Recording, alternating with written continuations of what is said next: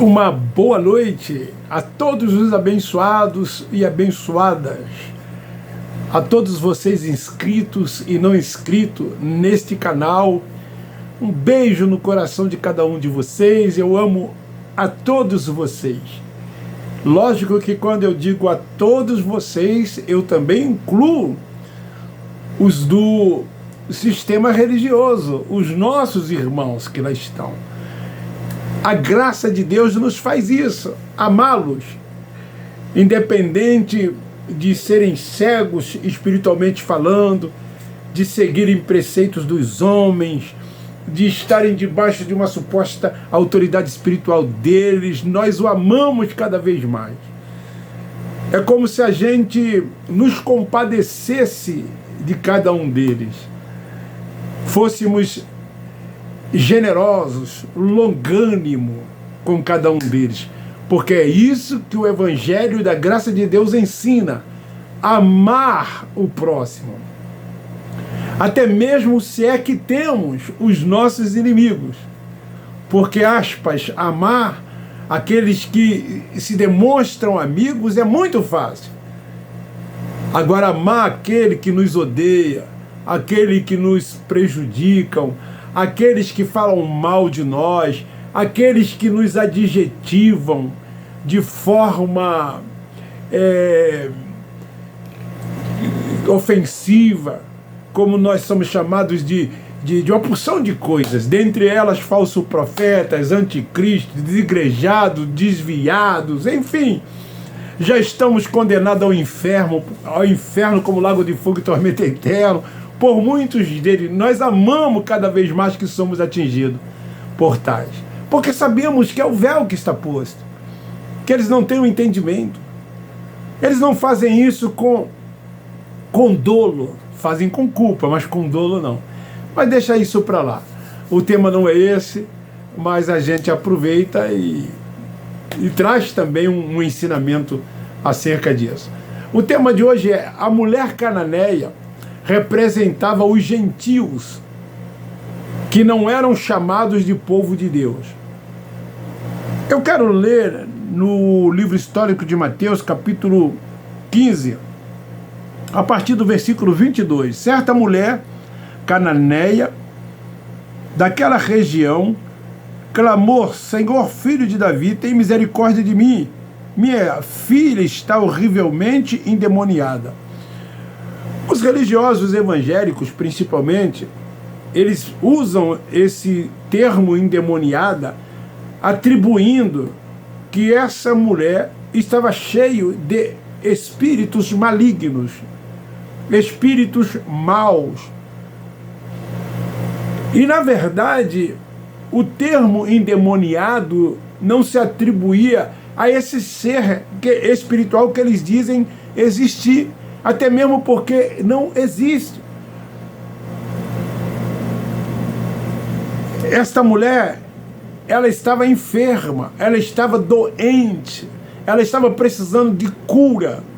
E era comum, dentro da tradição judaica, dentro da tradição do judaísmo, da cultura deles, dizer que tais pessoas enfermas, doentes, estivessem endemoniadas. Lembra daquele caso lá em Atos dos Apóstolos, capítulo 16, daquela mulher adivinha? Eles chamam aquela mulher de endemoniada, quando na verdade aquela mulher era uma adivinha. Ela tentava, pelo seu próprio espírito, por ela mesma, acertar ou adivinhar as coisas. Então ali Paulo se dirige ao espírito daquela mulher, mandando ela calar.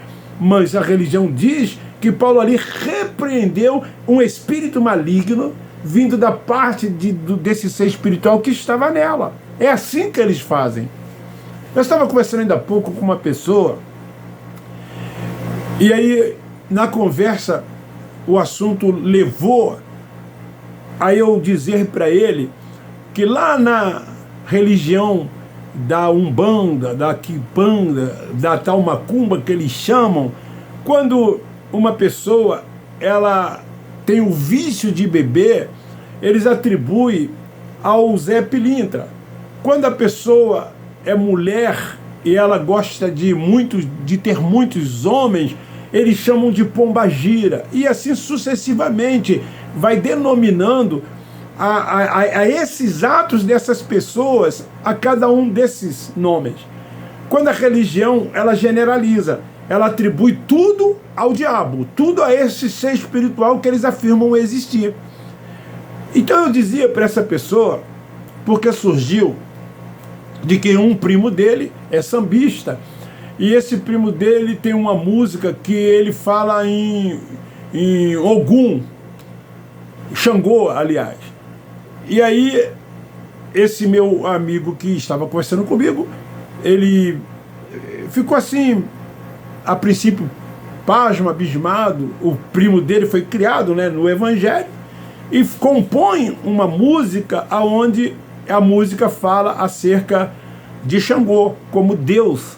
Então eu estava dizendo para ele que ele, quando canta essa música e que ele fala de Xangô como Deus, ele não está dizendo que existe um outro Deus com o nome de Xangô. Ele fez isso chamando esse Deus nosso de Xangô. Ele atribui a esse Deus nosso o nome de Xangô. Não sei se vocês estão me entendendo, mas a religião, principalmente a evangélica, aí discrimina, porque diz que eles têm um outro Deus. Eu preguei há uns 25, 30 anos atrás numa tribo indígena no Rio Grande do Sul. E lá tinha congregação dentro das tribos indígenas. Então o pastor presidente de um grande campo da Assembleia de Deus, ele disse para mim que os índios ainda têm a lua, o sol, a natureza como Deus. Mas eles são evangélicos, servem a esse Deus que nós servimos. Entendeu? Então, quem não tem o entendimento, quem não tem a revelação da graça de Deus, discrimina, faz acepção, acha que eles estão servindo a dois deuses, a dois senhores, quando na verdade não estão. Então, voltando ao caso dessa mulher aqui, a sua filha estava horrivelmente endemoniada, doente, enferma. Jesus não lhe respondera palavra, de modo que os seus discípulos ali, aproximando-se dele, lhe rogaram: despede-o, pois vem gritando atrás de nós. Respondeu ele, eu não fui chamado senão as ovelhas perdidas da casa de Israel. A mulher chegou, aproximando-se dele, e disse: Senhor, socorre-me. Ela começou a adorar Jesus, ela estava querendo a cura para a sua filha. Ela ouviu isto: eu não vim senão buscar e salvar as ovelhas perdidas da casa de Israel. O povo judeu era povo de Deus, os gentios não eram. A mulher chegou, adorou, dizendo: socorre-me. Ele respondeu: não é bom eu pegar o pão dos filhos e lançá-lo aos cachorrinhos. Nessa mensagem nós vamos ver por que Jesus chamou essa mulher de cachorrinho. Disse ela: Senhor, mas os cachorrinhos comem das migalhas que caem da mesa dos seus donos. Jesus então respondeu: grande é a tua fé, seja feito para contigo como tu desejas. E a sua filha, ficou sã, ficou curada, era enfermidade. Mas a religião diz que ela estava endemoniada, porque tudo eles atribuem a esse ser espiritual que não existe. Então por que Jesus Nazareno se referiu a essa mulher chamando-a de cachorrinho? Ela era uma mulher cananeia. Quem eram os cananeus? Lembra que quando o povo de Deus, que estava aprisionado no Egito, a ordem de Deus era que expulsassem os povos que lá estavam da terra prometida, e um desses povos eram os cananeus. porque eles iam serem libertos no Egito, ia caminhar como caminharam durante 40 anos pelo deserto, em direção à terra prometida. E uma dessas terras eram dos cananeus. Ali também tinham a terra dos hitistas, dos gergeseus, dos amorritas, dos perizitas, dos ivitas, dos jerusitas. Depois você lê Deuteronômio capítulo 7, versículo 1. Há 4.000 anos os cananeus, eles eram um povo que dominava parte do Oriente Médio. E eles viviam em cidades que essas cidades hoje correspondem ao Líbano, Israel, Jordânia, Síria. Os cananeus, eles eram descendentes de quem? De Cã. Filho de quem? De Noé, que amaldiçoou Cã. Cã foi amaldiçoado. Então, no episódio da nudez de Noé, que foi vista por Cã, então ele foi amaldiçoado. E os cananeus eram descendentes de Cã. A sua descendência toda foi amaldiçoada por Noé. E essa mulher que ali estava, ela era descendente de Cã. Ela era amaldiçoada. O Cristo Nazareno, ele era o quê? Judeu, nascido de mulher, veio para cumprir a lei, como cumpriu a lei, e foi enviado, como ele disse a esta mulher, ali juntamente aos seus discípulos, que ele não havia sido enviado, senão à casa de Israel, ao povo de Deus que havia sido escolhido por Deus, como está escrito em Jeremias capítulo 32, versículo 38. Ele diz lá o quê? Eles serão o meu povo e eu serei o vosso Deus. Isso também está em Êxodo capítulo 6, versículo 7, Levítico 26, 12. Então Deus era Senhor desse povo que havia sido retirado, que estava escravizado no Egito. E ele disse, vocês serão o meu povo, eu serei o vosso Deus. O Deus único, absoluto, ser absoluto, incontestável, perfeito, divindade suprema. Ele que criou o universo, criou todas as coisas que nesse mundo há, inclusive o ser humano. Todos foram criados por ele. Então, os judeus eram denominados povo de Deus. Porém, os gentios não, os outros povos não tinham lei, os outros povos não tinham ordenança, andavam fazendo a vontade da carne, andavam nas concupiscências da carne. Então essa mulher cananeia, ela na verdade representava os gentios, os estrangeiros, ela representava os outros povos que não eram de Deus, que não pertenciam a Deus. Daí que ele disse, aquela mulher não é lícito pegar o pão e dar a quem não de direito. Aquela mulher não tinha direito. Ele veio para quem? Para os judeus. Ele veio para quem? Para os seus. Mas ele honrava a fé. A fé era importante.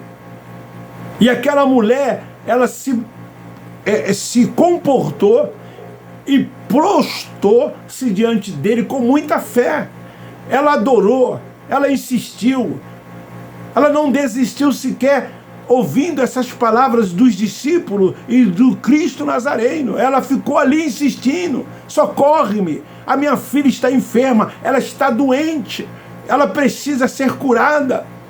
Eu sei, tu disseste para mim que não é lícito, eu não tenho direito, mas eu te peço, eu te imploro, cura a minha filha. Isso é fé. Quem anda por fé, toma posse, ele crê no impossível. Mesmo que haja adversidade, ele acredita que tudo quanto já tinha que ser feito, ele fez. Ele agora então não ora, ele não pede, ele não insiste, como essa mulher insistiu. Antes da cruz era assim que acontecia. Tinha que pedir, tinha que implorar. Lembra que ele disse aos seus discípulos? Tudo quanto pedirdes ao Pai em meu nome, ele vos fará. Ele precisava fazer com que o seu povo entendesse que ele era o Messias. Então Jesus curava, Jesus libertava, Jesus multiplicava, ele fazia milagres. Então tudo quanto ele fez, hoje nós tomamos posse por fé, nós cremos no que ele fez. Agora não vivemos na prática das obras, de tudo quanto ele veio para cumprir, tudo quanto ele veio para fazer. Como os religiosos ficam dentro das sinagogas, pedindo, intercedendo, mandando em Deus como se Deus fossem seus servos e eles fossem Deus, querendo que Deus se submeta às suas vontades, mandando Deus curar, mandando Deus libertar, mandando Deus salvar. Quando Deus, ele se submete tão somente à sua vontade. A vontade de Deus é nos céus e na terra. Então, quando nós temos o entendimento, nós paramos de pedir, de interceder. Nós somente agradecemos. Oração de gratidão. Tomamos posse, cremos no que ele fez. Independente das circunstâncias, porque sabemos que tudo é a sua vontade. Então aquela mulher não era dele, não pertencia a ele, ela não tinha nada a ver com a comunidade de Israel. Olha o que ele disse no versículo de número 24. Eu não fui enviado senão as ovelhas perdidas da casa de Israel. Dá para você entender isso? Ele veio para os seus, ele veio para os judeus. Os gentios eram promessa dele em Abraão. Abraão era chamado pai na fé. Os gentios, eles nasceram já perfeito nele, novas criaturas. As conquistas depois da cruz são espirituais. Não há mais ritos, não há mais liturgias, não há mais cerimoniais, não há mais templo, não há mais líder religioso. Tudo é Deus. Tudo é Deus. Essa mulher se humilhou. Está escrito aqui no versículo 25. Olha o que ela disse no versículo 26. Olha o que ele disse no versículo 26. Não é bom pegar o pão dos filhos e dá-lo aos cachorrinhos. No 27 ela diz, mas os cachorrinhos comem das migalhas. Os gentios não tinham direito a nada. E então eles foram alcançados por quê? Pela graça de Deus. Pela graça de Deus. Esse evangelho da graça de Deus, essa revelação, não dada pelo Cristo Nazareno, mas dada pelo Cristo ressurreto, o Cristo ressuscitado a Paulo. O evangelho do Cristo Nazareno era da circuncisão. Os 12, o do Paulo, em circuncisão aos gentios. Os gentios não aguardavam o Messias. Só o povo de Israel é que esperava o Messias. Os gentios não. Então o que Jesus faz aqui nesse ato, nessa situação? Ele rompe tradição. É isto que você precisa entender nesse contexto e texto desse fato ocorrido ali. Ele quebra tradição. Enquanto que hoje os religiosos vivem em tradição, mantendo tradição, seguindo tradição, como os judeus seguiam tradição. Jesus veio para quebrar a tradição. Ele aqui rompe regras. Ele aqui quebra algemas. Então, ele aqui reconcilia aquela mulher. Eu não vim para você. O direito é do povo de Deus. Mas a sua fé é tão grande que você será alcançada. E nunca viu em Israel fé tal como a fé daquela mulher.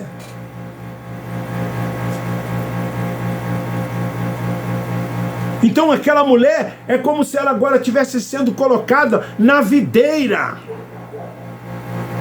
Fazendo daquela mulher, assim como fez dos gentios, co-herdeiros com Cristo. Co-herdeiros. Mas a religião fica aí chamando vocês de ovelhas, de servos. Quando nós nunca fomos ovelha, nunca fomos servos, nós somos hoje todos filhos de Deus. A barreira da separação, da inimizade foi quebrada, não há mais separação, não há mais gentios nem judeus, agora é um povo só. Aquela mulher ali naquele ato, naquele momento foi inserida no contexto por causa da sua fé. Ela foi alcançada, ela recebeu a cura para a sua filha que estava enferma. O texto diz no último versículo que a sua filha ficou completamente sã.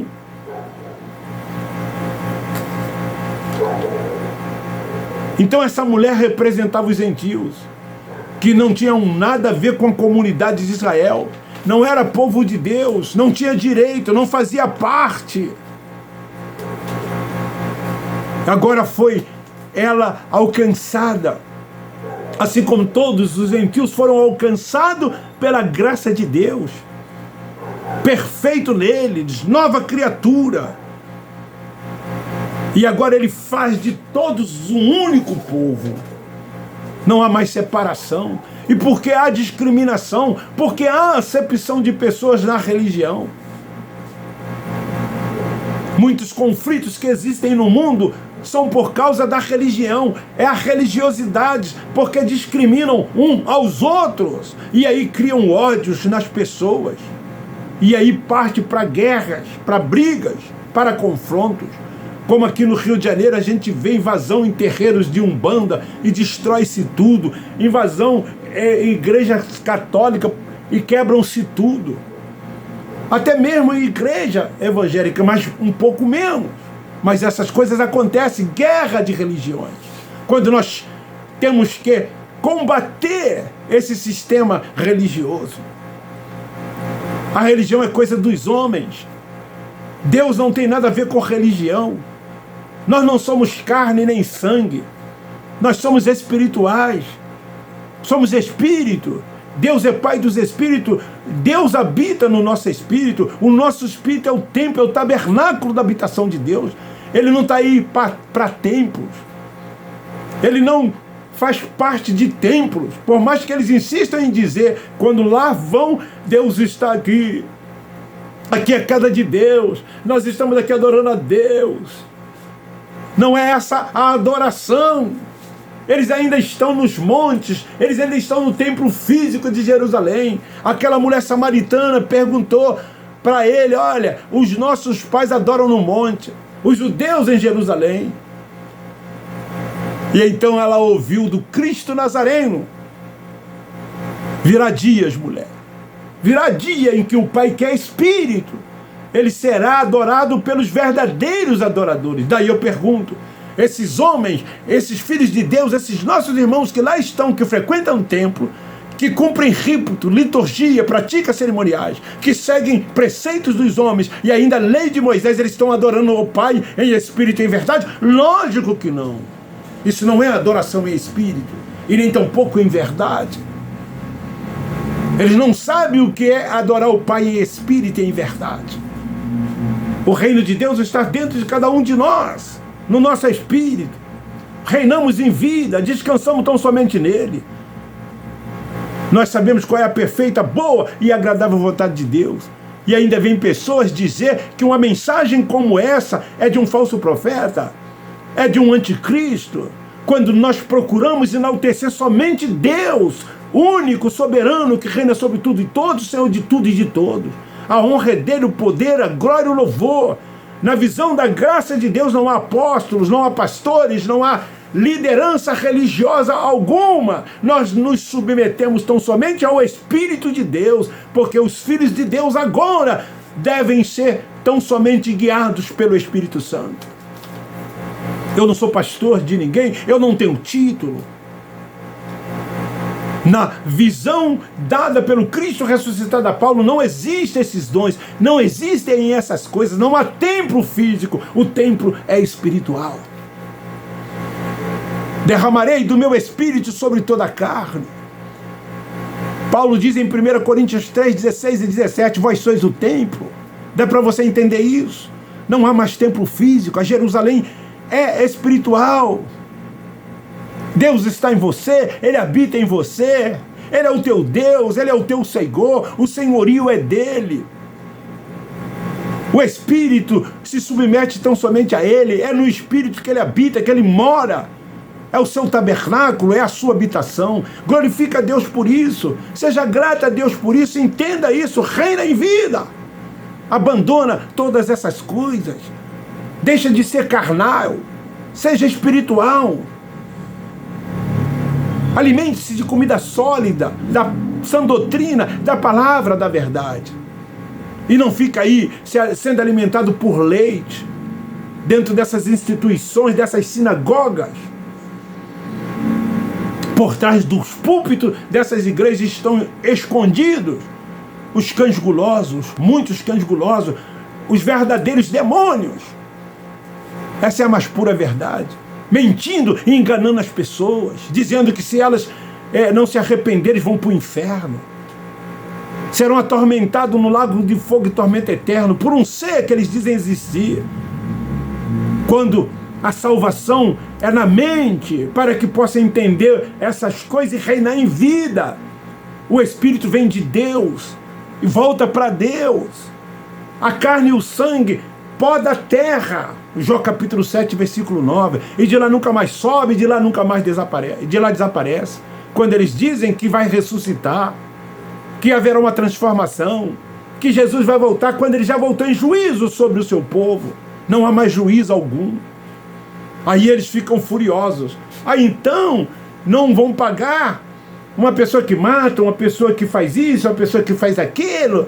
Tem que pagar. É isso que eles querem. Mas quando na verdade essas pessoas colhem na carne aquilo que elas fazem aqui. Você pensa que é fácil uma pessoa que estupra, uma pessoa que mata e fica preso 30, 40, 50... Você sabe o que é ficar preso? Para um pouco e pensa, reflita. Você tem sua liberdade. Imagina, trabalha no campo da imaginação. Você ficar 20, 25, 30 anos num cubículo de 2, 3, 4 metros quadrados, noite e dia e noite, sem ver a luz do sol, sem ver ninguém, sem poder sair, sem poder conversar com algum. Está colhendo na carne aquilo que plantou. Dependendo do que planta, colhe. Você quer ser um ébrio? Seja. Vai conviver com uma cirrose hepática, fuma com câncer no pulmão. Enfim, eu tenho mensagens na playlist sobre esses assuntos. Essas obras da carne, esse é Raul. Então essa é a palavra de hoje. Essa mulher representava os gentios. Os gentios não eram o povo de Deus, mas foram alcançados também pela graça de Deus. Beijo no seu coração, forte abraço. O meu muito obrigado. Ultrapassei o tempo, quase 30 minutos. Nós da graça de Deus amamos vocês.